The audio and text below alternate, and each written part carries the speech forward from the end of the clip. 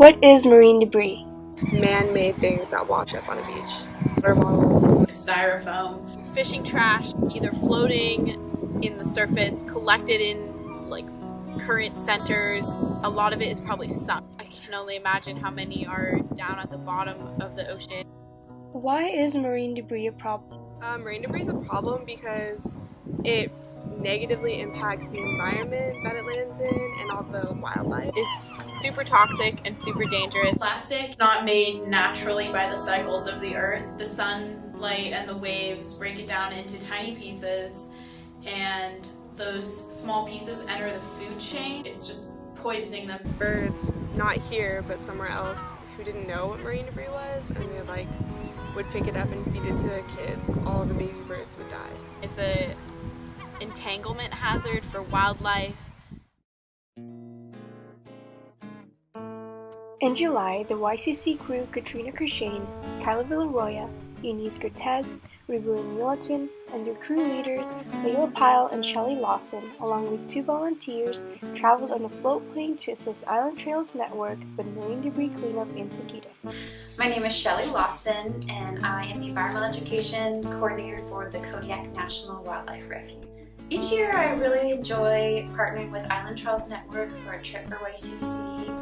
They always get to working in a really remote place and working really hard and doing something that's really beneficial, whether it's providing a trail access or improving a trail or doing marine debris cleanup. On the first day in Tugidak, the crew went on a beach walk and couldn't resist picking up trash, especially the buoys. They also went on a nature walk and explored numerous wild plants. Compare what you expected to what you actually experienced.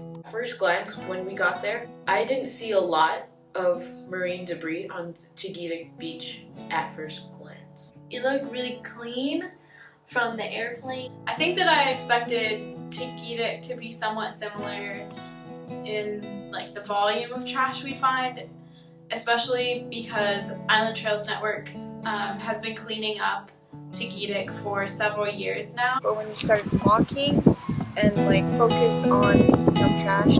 Super sacks full of trash that were on the beach. Especially a lot of water bottles everywhere, plastic caps, 6-pack rings.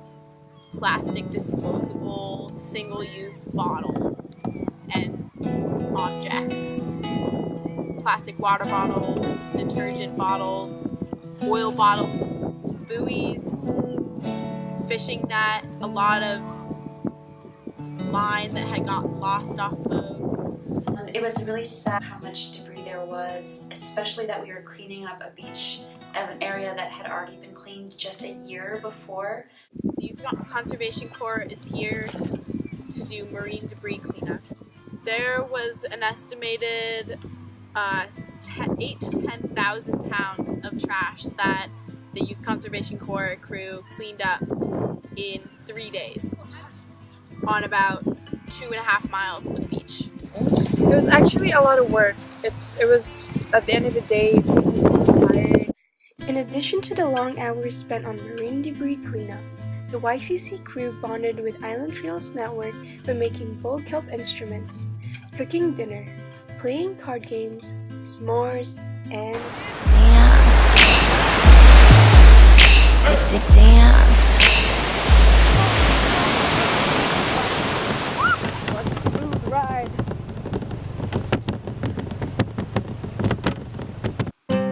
What are you taking back home? One of the most important reasons that we're here, I think, is so that we can educate people, so that we stop marine debris at the source, which is people making it. We should recycle and stop using as much plastic. Every one of us is going to go back and rethink the way we use materials and use plastic. I'm more conscious on my plastic use. I try to minimize it. I use Tupperware instead of disposable Ziploc bags. There should be more cleanups, definitely, or put their trash where they need to be. I try not to use any more disposable plastic water bottles. I carry my personal one. And just to try to be really aware of my choices, so we can start with thinking first before we shop.